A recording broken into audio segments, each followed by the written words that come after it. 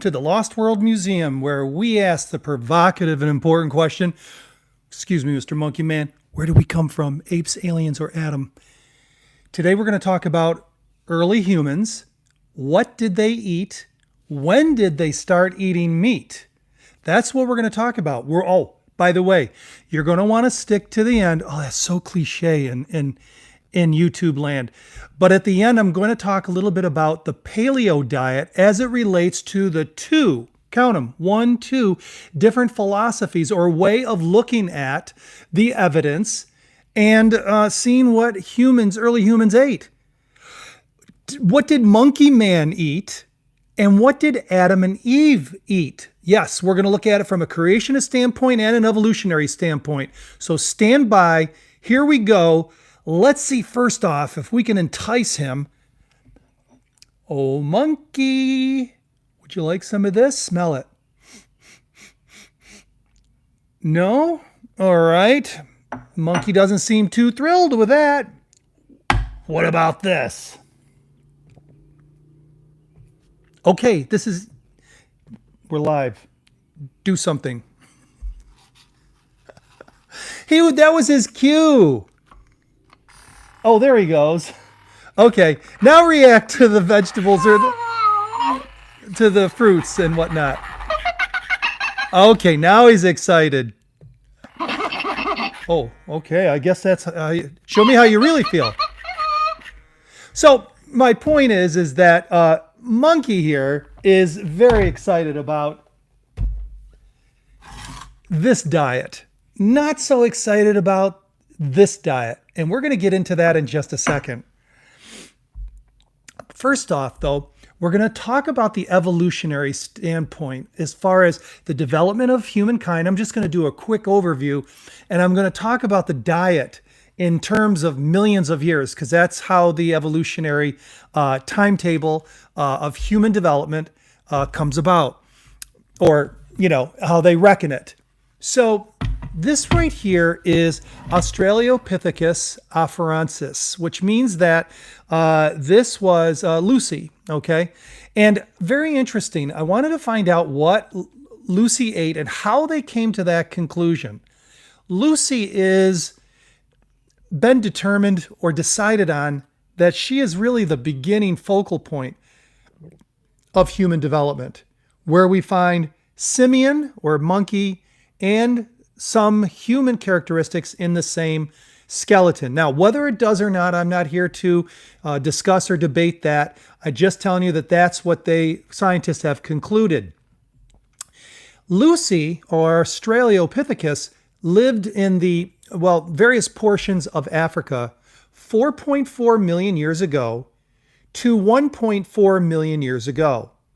They look at Lucy's teeth to discern what she ate, and how they do that is on the abrasive marks on her teeth, and they're able to determine based on what various foods and what they do to the teeth, and they found that the majority of what she ate, according to paleoanthropologists, is soft food, soft fruits, and she may have eaten other things as well too, but primarily soft, because there are just slight abrasions on the teeth, no pitting and no huge scrapes.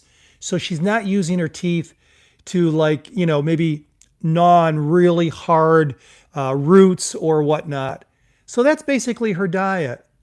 Now, here's the thing I find so interesting. As Lucy, who looks very much like a chimpanzee. And by the way, let me share with you her height and weight. The male is around 4'11", the female about 3'6", and the weight is around 80, 90 pounds for the male and 60, 70 pounds for the female.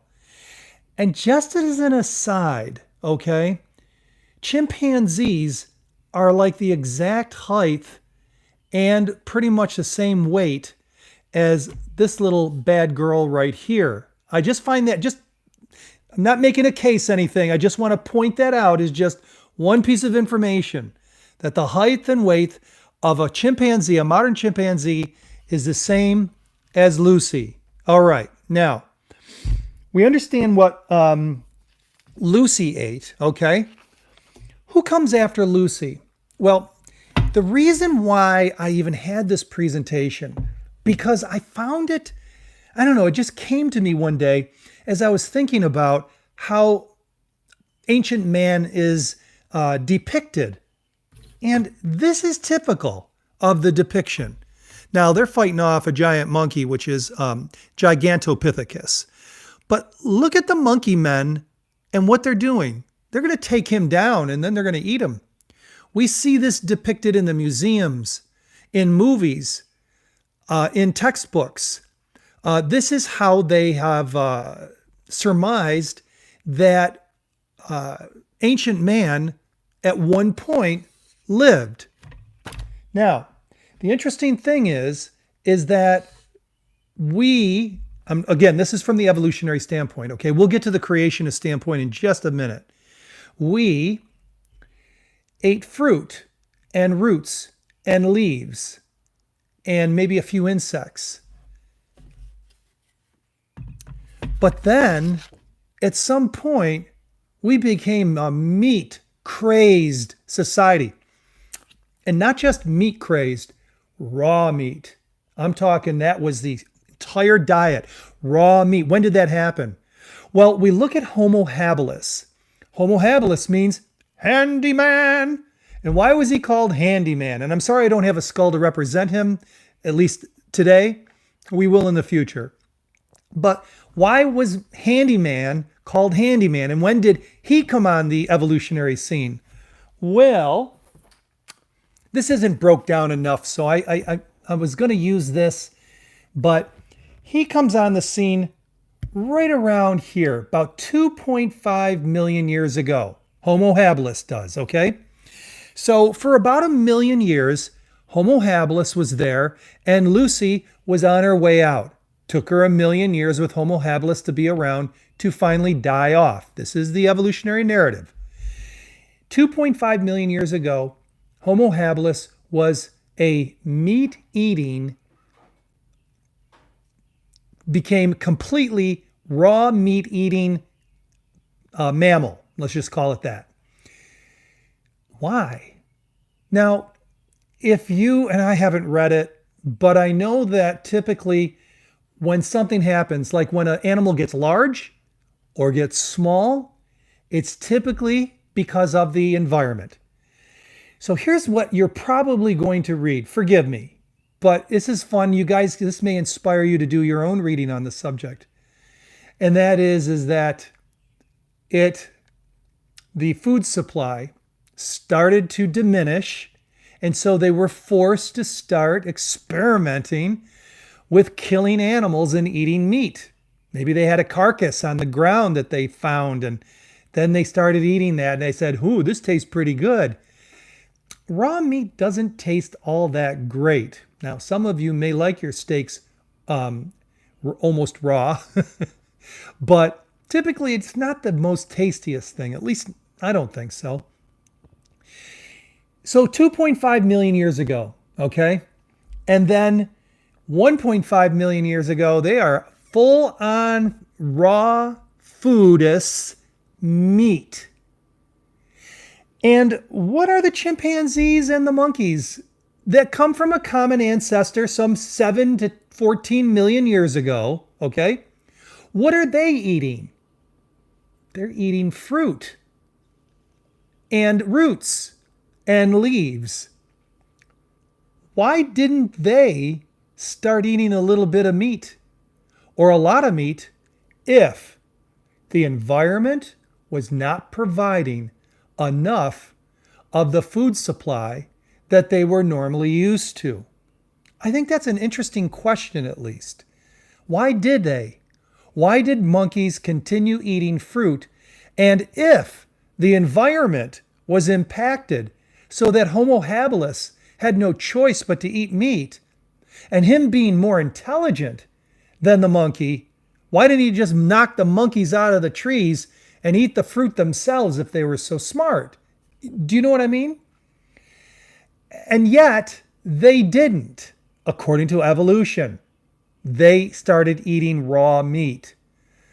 All right. So 1.5 million years ago, fast forward 700,000 years later, or 800,000 years ago, and Monkey Man, Homo habilis, or whoever's the next in line, I should say, starts cooking their food. So they don't start cooking their food, their meat, until 800,000 years ago. Well, you're probably asking, John, why did they start farming? And when did they start farming? Because if you're not able to just go out and pick it out in the wild, you got to cultivate it yourself. Now, according to evolution and their timetable, humankind developed enough so that 10 or 9,000 to a little over 11,000 years, depending on where in the world it is, humankind, within a very short period of time, within the beginning of that movement, started cultivating the ground. And here we are today. So that is the evolutionary proposition of diet and how we got here today. So we started off as fruitarians, and then we turned into raw meat, crazy, insatiable diet for raw meat. Maybe I'm overcharacterizing it, but I'm just having a little bit of fun. We became meat eaters, and then at some point, then we started cooking our meat, and then some point in the last 10,000 years, we decided to start cultivating potatoes and tomatoes and all that. Okay. Let me just make sure that I'm covering everything here. So, creationism. Let's talk about that for a second. Obviously, they're diametrically opposed to one another. One says that we came about naturally through positive mutation, environmental pressure, survival of the fittest. And the other says that we were a special creation some 6 to 10,000 years ago by an unseen God who fashioned us, humans, in the likeness of himself. And you would think that if he fashioned us like himself, he would give us some kind of owner's manual as far as how to maintain it. So Adam and Eve, let's talk about them. According to the Bible, they're our first parents. They're not Lucy and Steve. That's Adam and Eve, okay? And they were created 6,000 years ago. Tall, super intelligent, probably terribly good looking, and with a right character, meaning that all they could think and do were good. Unfortunately, they failed the only test they were supposed to take, and they failed it pretty bad.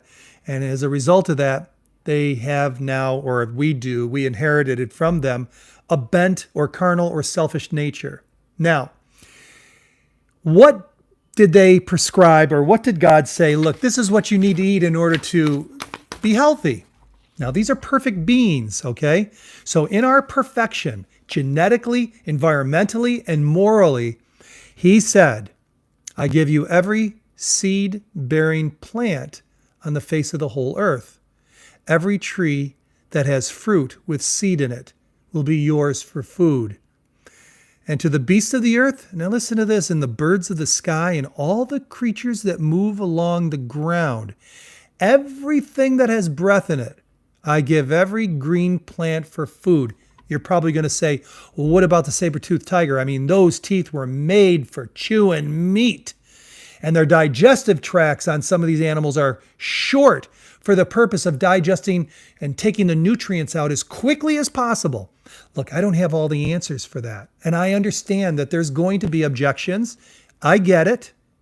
But according to this, all animals, did you know the mosquito only goes after blood in certain situations, and it's the female when she has her larva?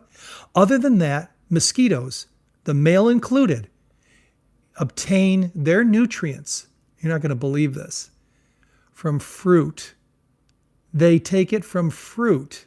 Now, quite honestly, I've never seen a mosquito take its little proboscis and stick it into a fruit in order to get its nourishment. But I had suspected or heard that before the fall of man, that the mosquito got its nectar or its food from fruit. And I tucked that away. And when I was doing my research this week, sure enough, I found out that's exactly where they get their nutrition from. Only in a specific cases, and for the females only, do they go after the blood.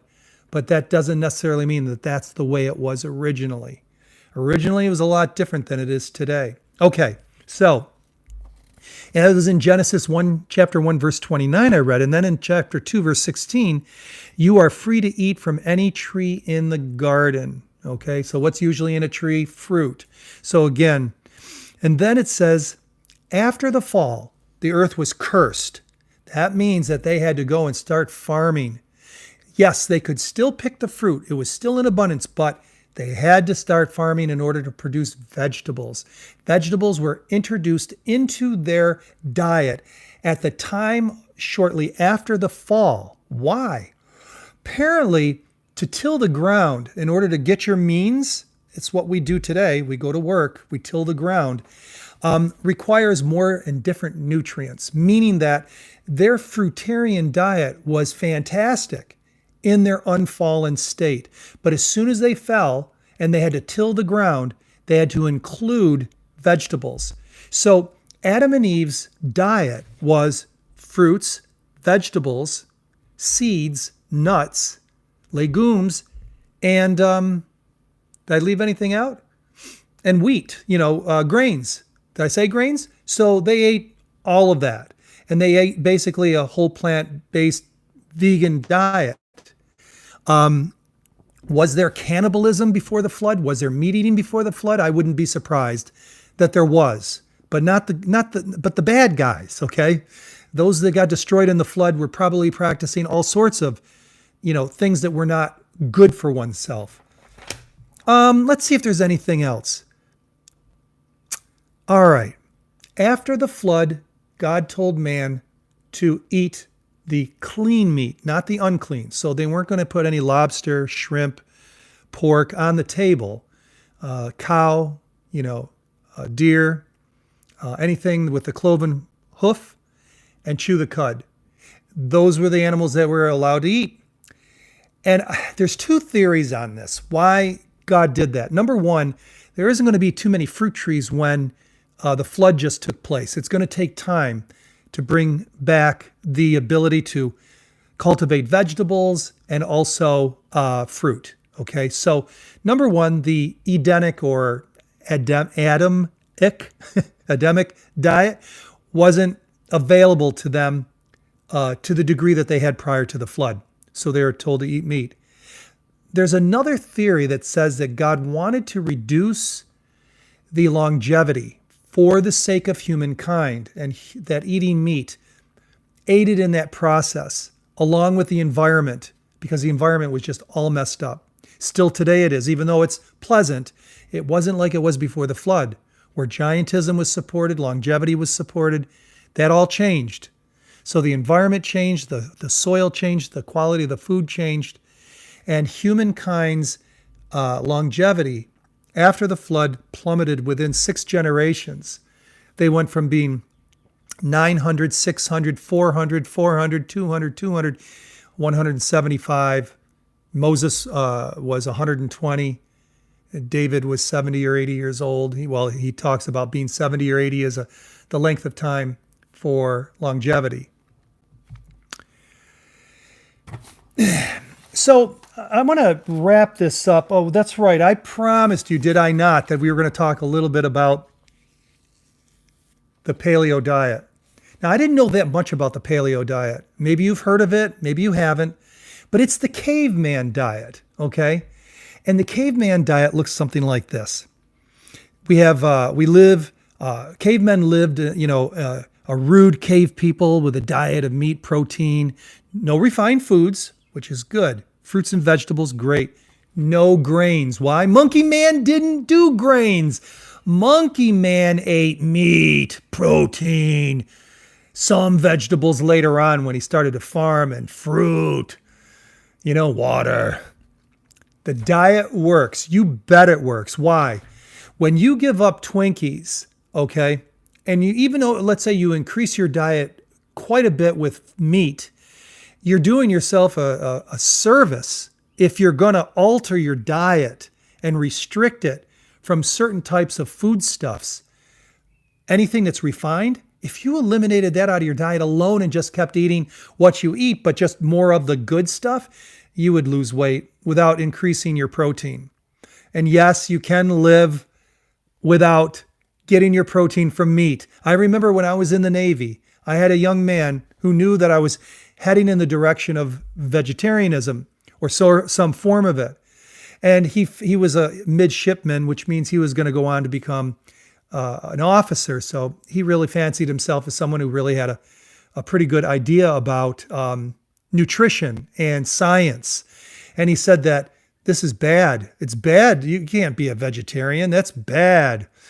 And at the time I didn't have, not that I want to win the argument, but I didn't have this one simple thing. A gorilla is a fruitarian. And look how big and strong he is, and he doesn't get his protein from meat.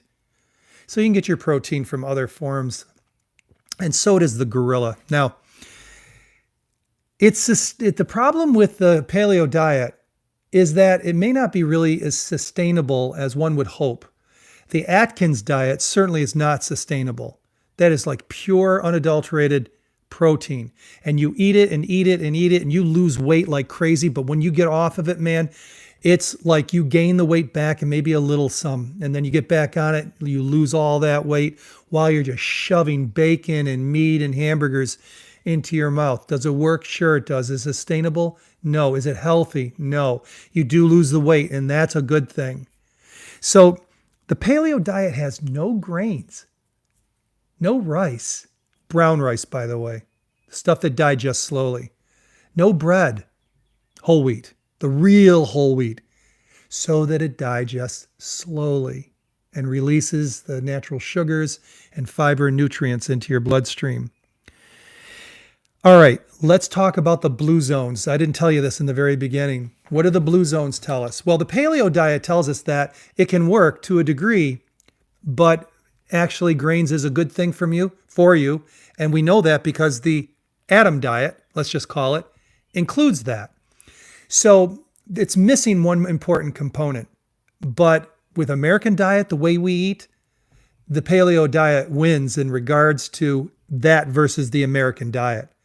So when it comes to the blue zones, we have to go back to the creation diet, the diet of Adam and Eve. Those people in zones throughout the world that get the closest or mimic this type of lifestyle, fresh air, sunshine, water, exercise, and then eating as vegetarian as one can. Well, let me just give you an example. In Loma Linda, California, you've got the Seventh-day Adventists. They follow a very Adam or Genesis diet. And they drink water. Not everybody does this, but the majority do. So they're a good case study. And they don't eat a lot of sugar. They don't drink coffee. They don't smoke. They don't use tobacco products. They don't use drugs. They don't drink alcohol. And 50% of all Adventists don't eat any meat at all. What's the result of that? The disease levels on all types of diseases is cut either a small, medium percentage to a large percentage. Like, for instance, mouth cancer. They don't get mouth cancer, obviously. There's no tobacco that enters into it. And if there's any other factors that can cause that, then, the small percentage that do. And the other thing is that, lost my train of thought. Yes. Depending on the degree of veganism within the Adventist society in Loma Linda, because there's a high concentration of them there, they live anywhere between 6 to 14 years longer than the average Californian that lives outside this blue zone. So it seems that, it doesn't just seem that, it's been proven that this diet wins. So let's go back and just recap. Evolution says that we started out in our evolutionary process as fruitarians that ate roots and leaves. And Then we somehow got this idea that we should eat a lot of raw meat. And we ate a ton of raw meat for 1 million or more years. And then we started cooking it about 800,000 years ago. And then we got the idea to start cultivating vegetables on a farm about 11,000 years ago. And here we are today. Genesis says that we were created in the image of God 6,000 years ago. The prescribed diet was fruitarianism originally. And then after the fall, the prescribed diet was vegetarianism. Fruits, grains, nuts, vegetables, seeds. So there you have it. So if you want to think and act, think like if you want to consider that evolution is the answer and that the diet is the answer, then you might as well become like a caveman. But if you believe that 6,000 to 10,000 years ago we were created and that the diet that was prescribed in Genesis is superior, then you may want to just try it or inch towards it or work towards that ideal. I want to thank everybody for coming on tonight. I want to thank the Monkey Man for their input. I also want to I'm going to get a better sign. I got one on order. So next week, I'm going to have a better sign than this, okay? For those of you, and this is in backwards. No, that's right. It's in, okay. So 315-509-9075. What's that number? That is our text number. 265 people got a text from me just before I went on live, and I said, hey, going live, come on over. Come on and check it out. And so I text this group every once in a while with something that we're doing, and we're not obnoxious about it, so you don't have to worry about your phone blowing up. And it's me actually texting you. This is not on some kind of auto responder or anything. It's me. And you can always ask me questions. People do. And once in a while, I'll give something away. It's absolutely free to those in the United States and Canada.